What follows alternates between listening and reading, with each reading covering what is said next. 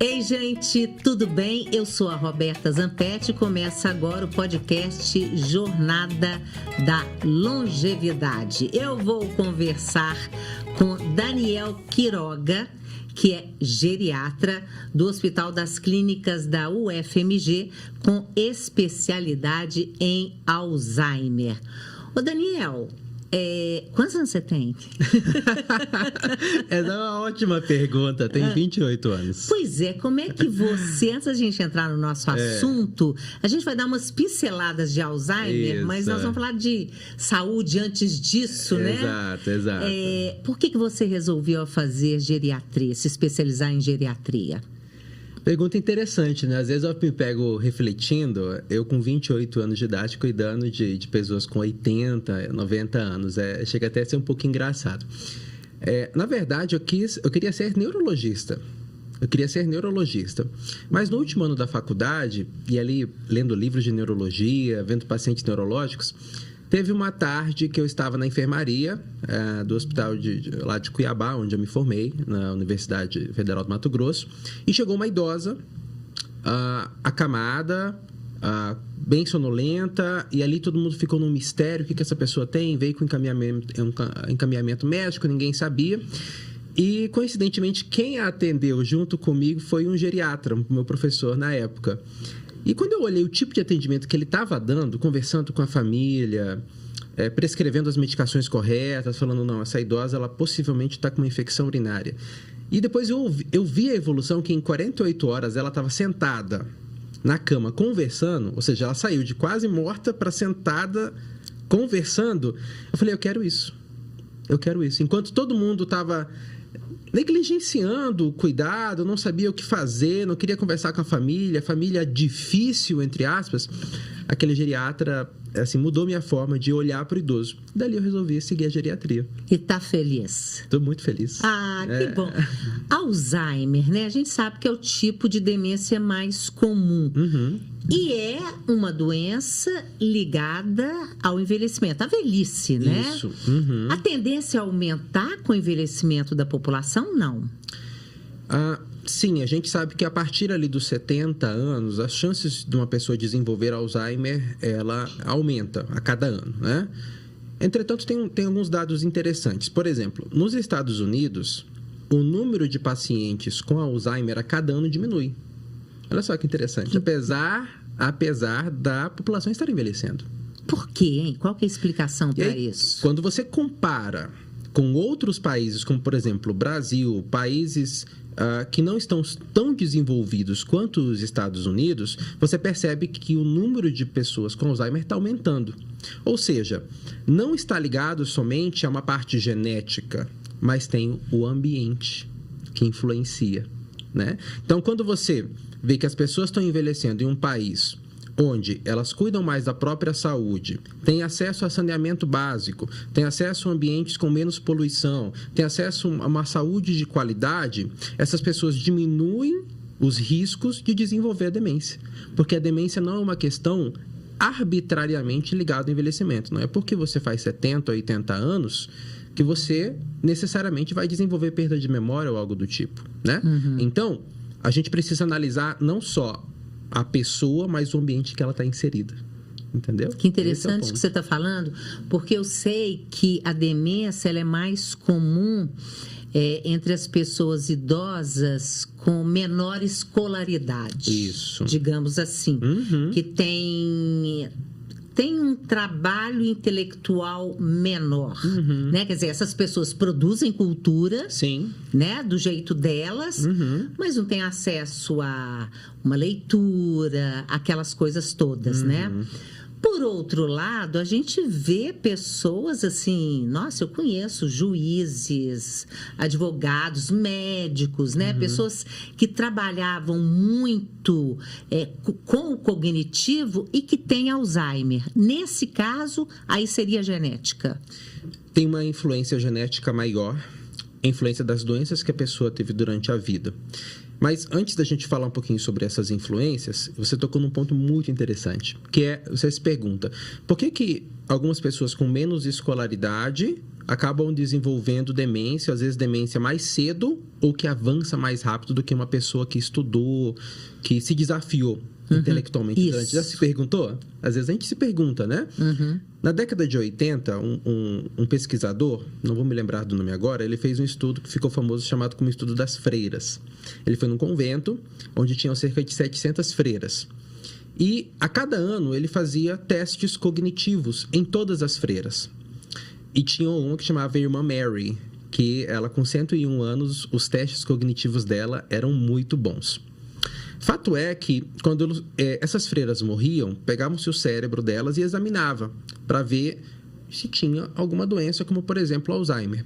E percebeu-se, olha o dado que interessante, que as freiras que possivelmente tinham maior reserva cognitiva, elas, mesmo tendo doença no cérebro, lá no microscópio, elas não tinham sintomas. E aí, quando eles foram investigar mais a fundo, eles viram que essas freiras, que mesmo tendo a doença no microscópio no cérebro, mas não desenvolveram os sintomas, elas escreviam nos seus diários frases mais complexas do que aquelas freiras que desenvolveram sintomas de demência. Então, a gente trabalha hoje um conceito de reserva cognitiva. Sim, é muito interessante. É mais isso. abrangente do que a escolaridade. Sim. Porque a gente sabe que estudar, a educação formal, ela é uma parte da reserva cognitiva. Então, você, com uma alta reserva cognitiva, e qual que é o conceito de reserva cognitiva? É o conjunto de desafios, o conjunto de tarefas que você atribui para o seu cérebro para ser trabalhado ao longo dos anos. E aí eu costumo dar... Eu posso continuar? Sim. Então, eu costumo dar 2 exemplos para a gente ficar prático, né?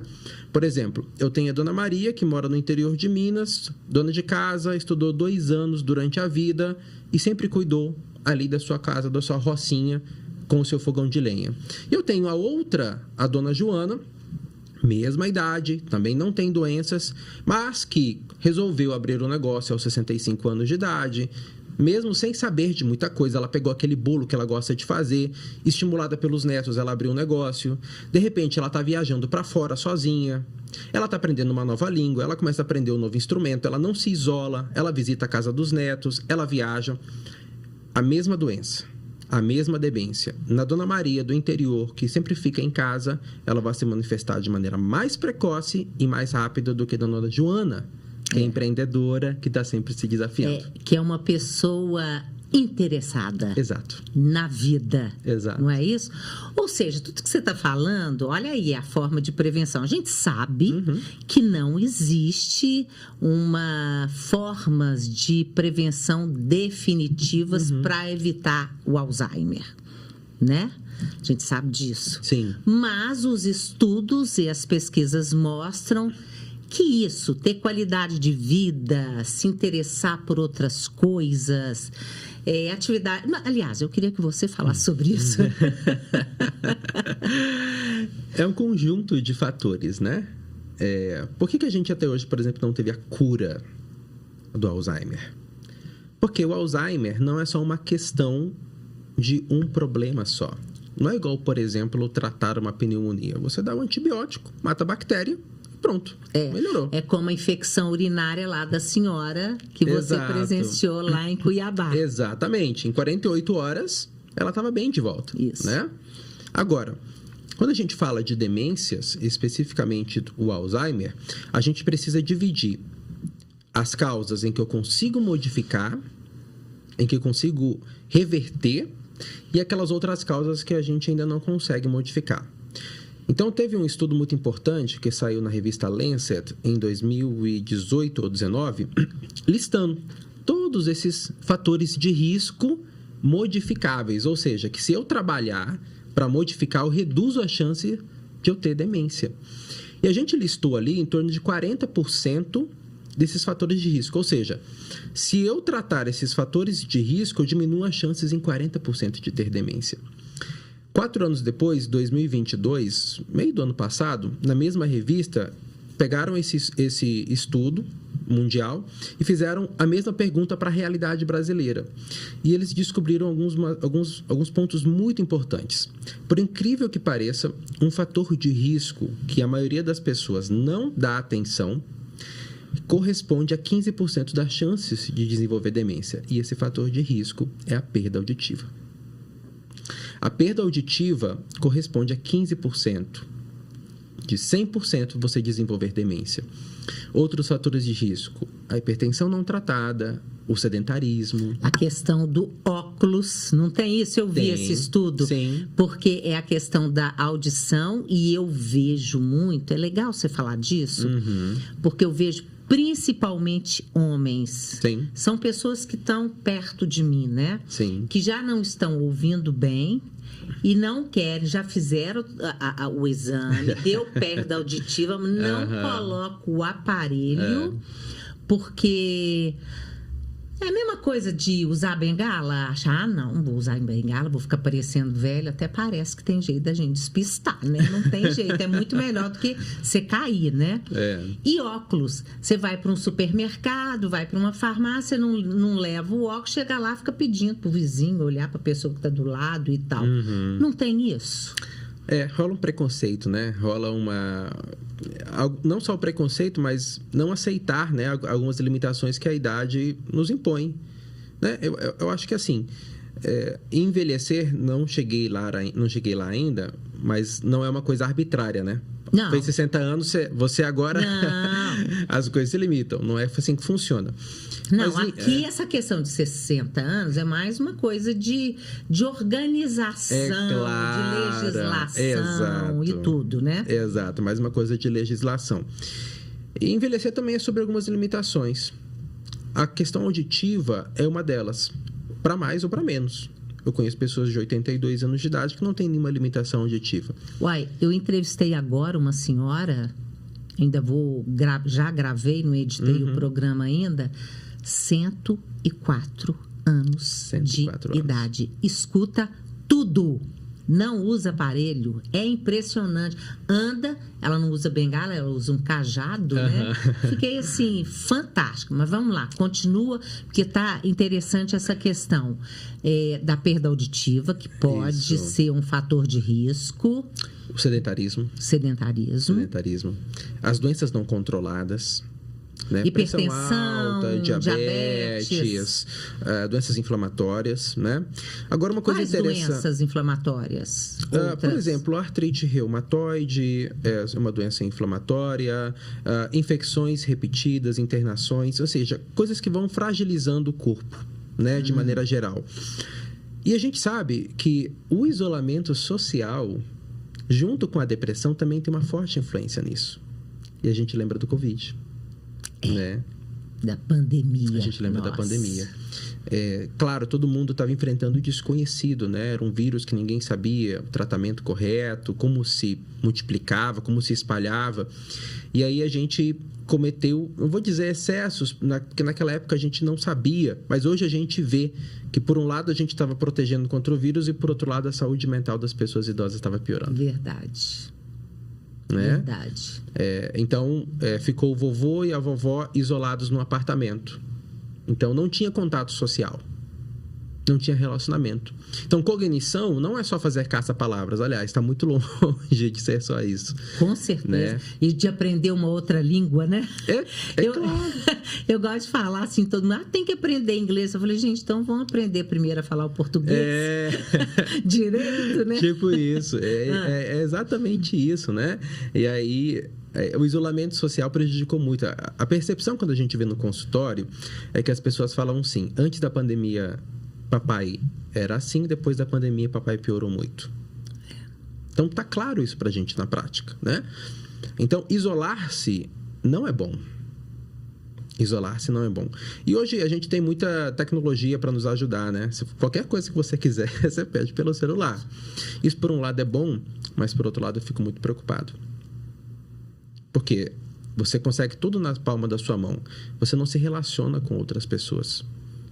E a gente tem uma área da cognição chamada cognição social. Como que eu converso?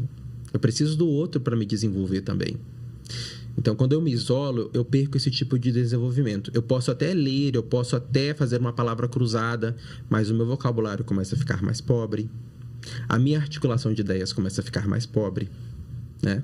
A emoção começa a ficar mais pobre, né? Porque Exato. Conviver com o outro, com os outros, é muito interessante. A troca de ideias, acho que é fundamental pra gente, né, Daniel? A gente foi feito para viver em grupo, né?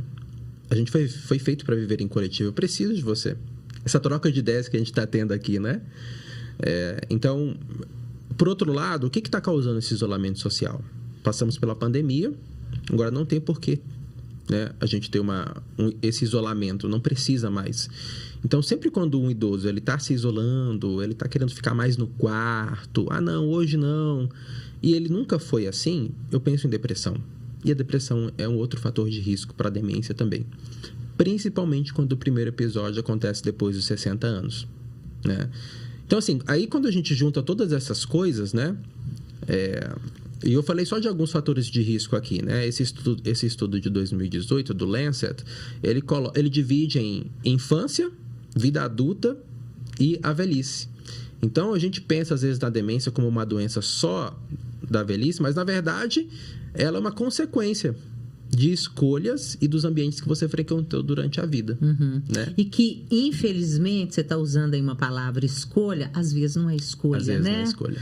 Porque, assim, eu vejo muito a pessoa julgando, apontando o dedo, lá, tá mal na velhice, mas fez isso, fez aquilo, bebeu, fumou, sabe, essas coisas todas. E não dá para você crucificar o outro. A gente não sabe como que a pessoa, às vezes, ela não teve também condição de se alimentar bem, porque a alimentação é fundamental. Sim. Porque a gente não fica velho assim, fiquei velha, agora eu tenho 60 anos. Não. Eu sou a Roberta, que nasceu numa família, cresceu, estudou, né, aprendeu muita coisa, errou muita coisa. Quer dizer, a gente é um processo, né, Daniel?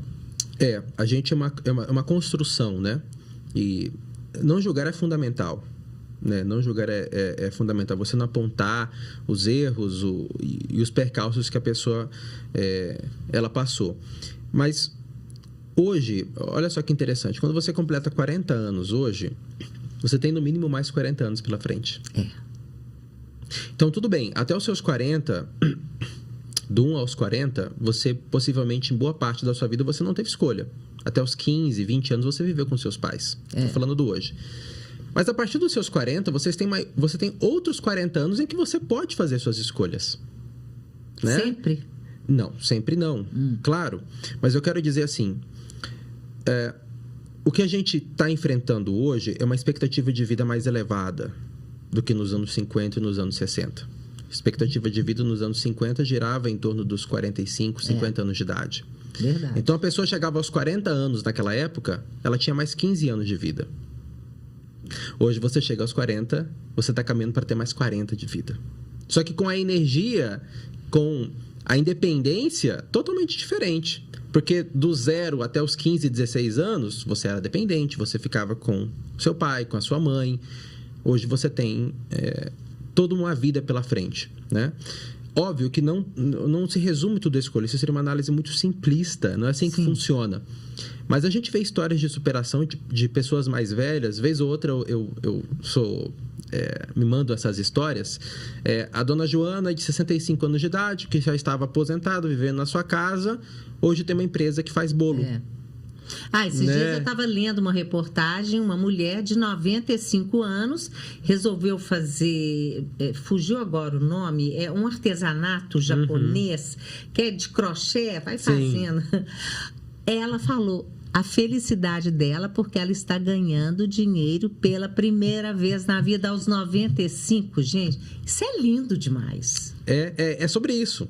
Não importa o que você vai fazer, mas é a sensação de que não acabou.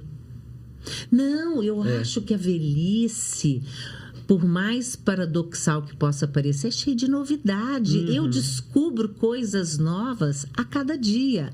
Agora, a gente tem que ser interessado, procurar, ser curioso e querer, sei lá, mudar o que for preciso mudar, transformar, né? Exato. É engraçado, porque eu sou jovem, às vezes falando assim para os mais velhos, mas é o que a gente vê.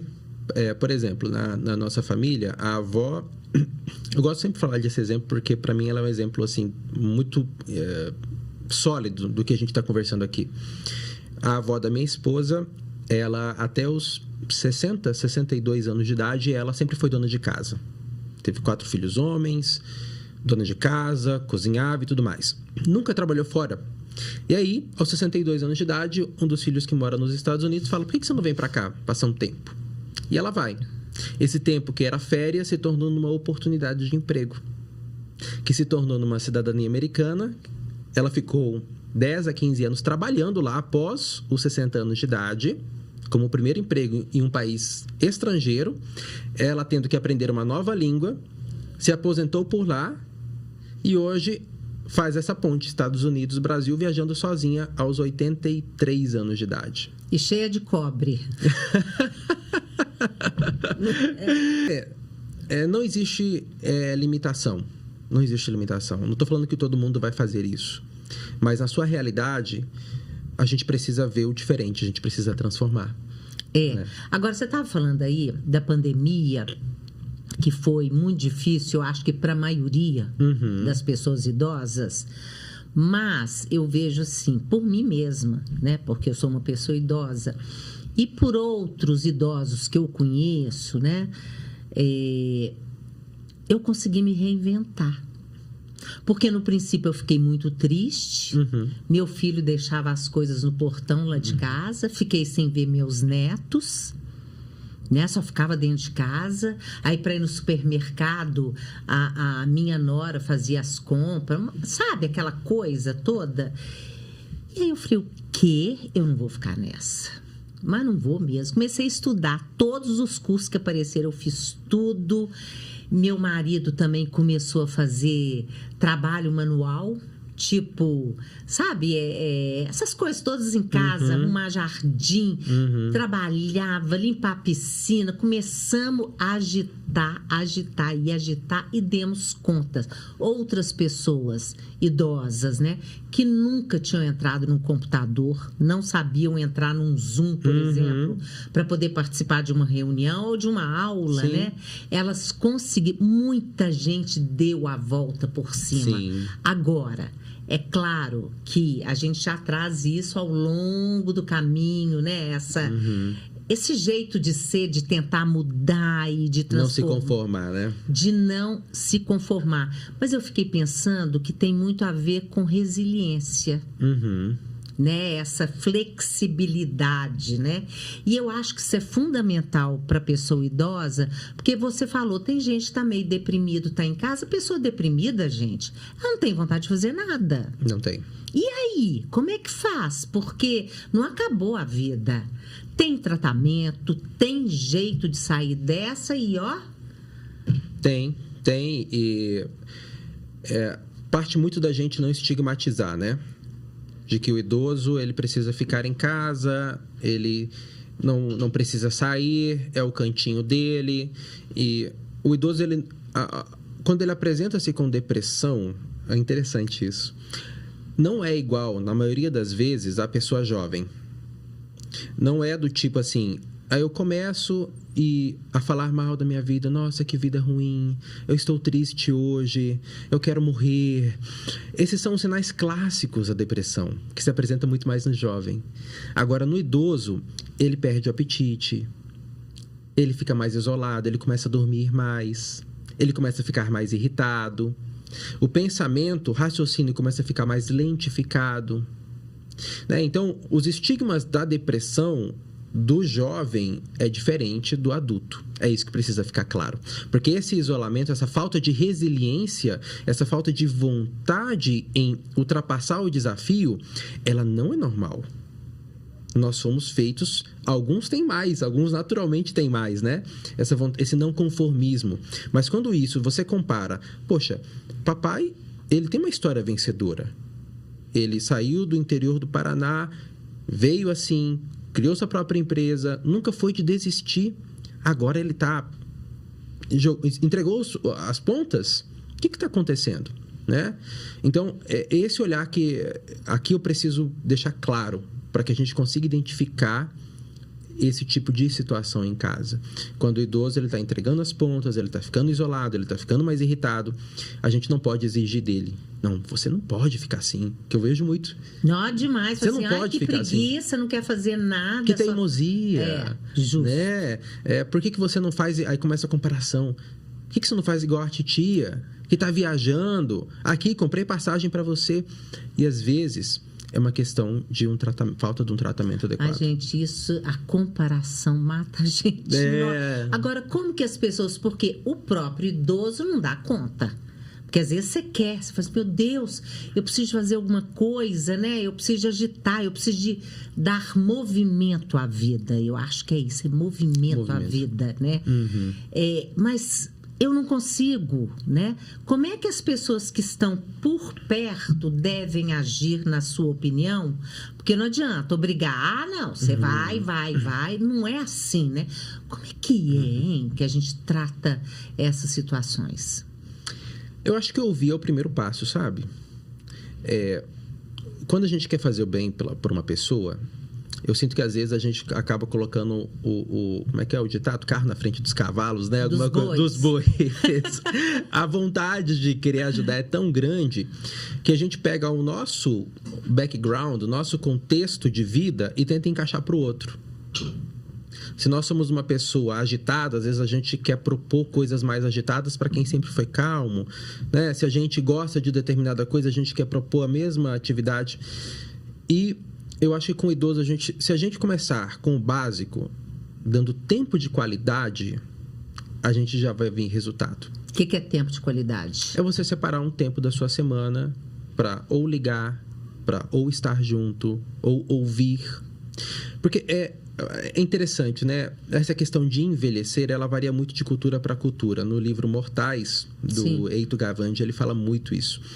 E, por exemplo, na Índia, onde ele cita que os chefes de família, os de mais idade, as pessoas idosas, elas são uma fonte de sabedoria, né? As pessoas param para escutá-la. Na nossa cultura ocidental, as pessoas idosas elas vão sendo jogadas para escanteio.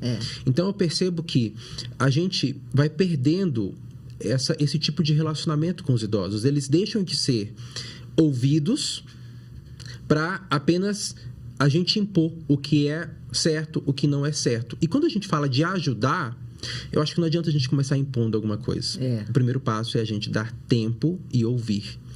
Então, você vê classicamente, quando você pega o seu avô, sua avó, para dar uma volta, para tomar um café, leva um pão, leva um café para tomar na casa deles. Como é que foi o seu dia? O que você está gostando de fazer? Como é que é a sua rotina? Deixa falar. Aquilo ali vai criar um sentimento de que, poxa, estão me ouvindo. Eu ainda sou importante para essa família. Isso. Entendeu? Então, quando você paga o plano de saúde, dá um presente, são coisas que você gastou dinheiro, são coisas tangíveis. É algo bom que você está fazendo. Mas o intangível, o tempo de qualidade, o ouvir, o passar na casa, o tomar um café juntos... O afeto, né? O afeto. Né? Isso é tão importante quanto, às vezes, até mais.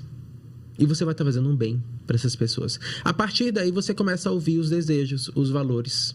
E aí você começa a pensar, vou lá em coisas mais concretas, entendeu? Gente, envelhecer é bom. Envelhecer é ótimo. Não é? Eu ainda vou chegar lá. Não, mas é porque quem não envelhece é porque morre antes e a vida é tão boa, não é? A vida é ótima. Agora, Daniel, eu faço parte de grupos, né, de pessoas que estão a partir dos 50 anos de idade, né? Pessoas já estão pensando assim, nossa, onde que eu vou morar? Onde que eu vou morar? Às vezes tem um filho que mora fora do país, ou o filho é muito ocupado, a filha. Quer dizer, cada um tem a sua vida. Essa é a verdade. E a gente tem que respeitar isso, né?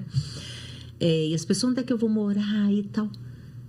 Onde vamos morar na velhice? É uma ótima pergunta, né? Porque a gente envelhece, a gente muda os hábitos, o núcleo familiar vai diminuindo e aquela casa enorme continua, né? Aquele apartamento grande continua. E a gente começa a perceber de que, o nosso país está envelhecendo, mas as soluções não envelheceram ainda. As soluções de casa, de apartamento, isso é uma coisa que é um campo ainda que está sendo explorado. Né? As pessoas estão percebendo que elas construíram casa, foram para apartamentos grandes, pensando nos 3, 4 filhos que tinham, e ao final da vida vão ser só ela e o marido, ou ele e a esposa. Então, elas começam a dar valor não para o tamanho, não para a opulência, mas para a funcionalidade, para a segurança e para a acessibilidade. Então, o futuro, ou até mesmo o presente, é por aí. Se você perguntar para essas pessoas, comparar, se eu te fornecer um local onde você vai ter acessibilidade, não vai ter poluição, porque a poluição é um fator de risco para a demência também. Eu até, aspas aqui, eu estava lendo alguns estudos dizendo como quando a gente está perto de área verde, de áreas verdes e tudo, como é que... Quer dizer, gente, acho que nem precisava de estudo para isso, né? Tem coisas que não precisa mesmo. Não precisava, mas é porque tem dados, aí eles colocam para deixar o preto no branco, né? Eles colocam população, poder aquisitivo, como é que foi o envelhecimento e tal. Então, dizendo isso, como que você... posterga, podemos dizer assim, o envelhecimento, e eu acho que deve servir também para aquelas ações que você estava falando do Alzheimer, né? As formas que a gente pode ter Alzheimer e estar bem, ou julgar ele lá para frente, né? Sim. E tudo mais.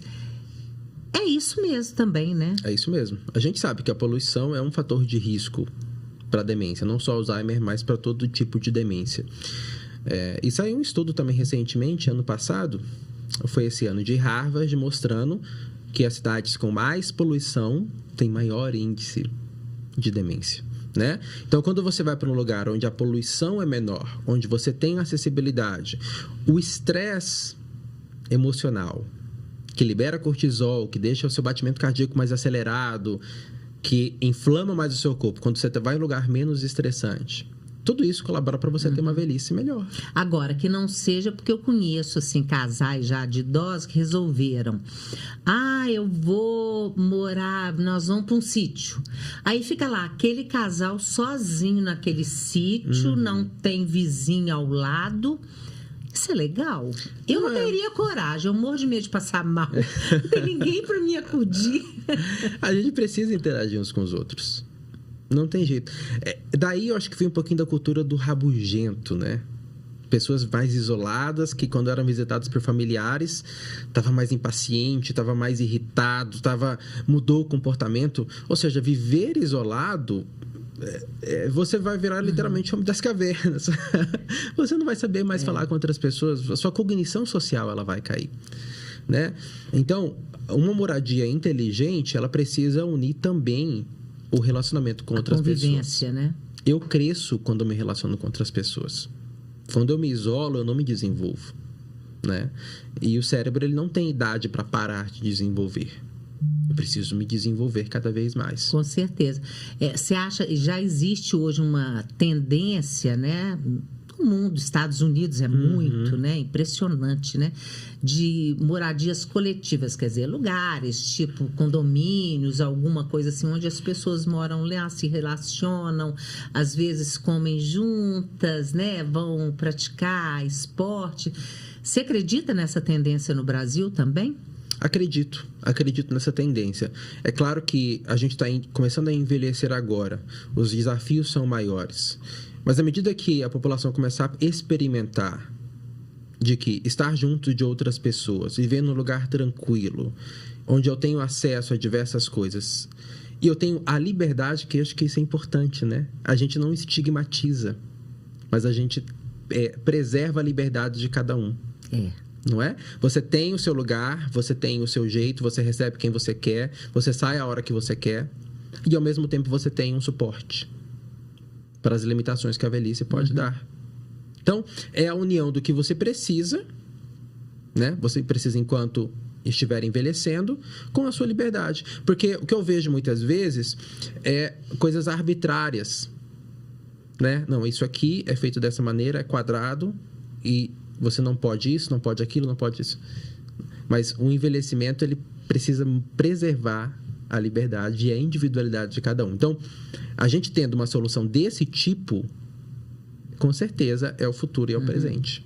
Com certeza. E presente, viu? Porque nós já somos cerca de 34 milhões de brasileiros com mais de 60 anos de idade. Ou seja, hoje é 14% da população. 14. É gente que não acaba mais, né? Exato. É só andar pela rua, gente, prestar atenção.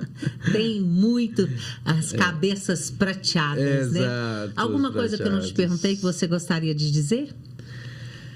Olha, não pensei em nada aqui agora específico, mas eu gostaria que esse tipo de iniciativa fosse mais frequente. A gente falar sobre envelhecimento, não só quando a gente fala sobre doença, né? A gente falar do envelhecimento de maneira mais propositiva, como você está fazendo. Né? A gente pensar em coisas positivas, a gente tirar o estigma de que envelhecer é doença, envelhecer é só dependência. Não, envelhecer não é só essas coisas. Na verdade, quando a gente pega a quantidade de pessoas idosas no Brasil, não é a maioria que são dependentes. Não, nós temos cerca de 20%, 25% de pessoas idosas que precisam de algum tipo de ajuda. Exato. Né? Mas a maioria tá aí, ó. Estamos na área, gente. Exato. Então, a gente precisa ter discursos como esse, propositivos, conversas. Então, quanto mais a gente tiver isso, melhor. Viva a velhice, eu acho. Obrigada, viu? Por nada. Tudo de bom. Adorei te conhecer. Adorei também. Gente, até a próxima.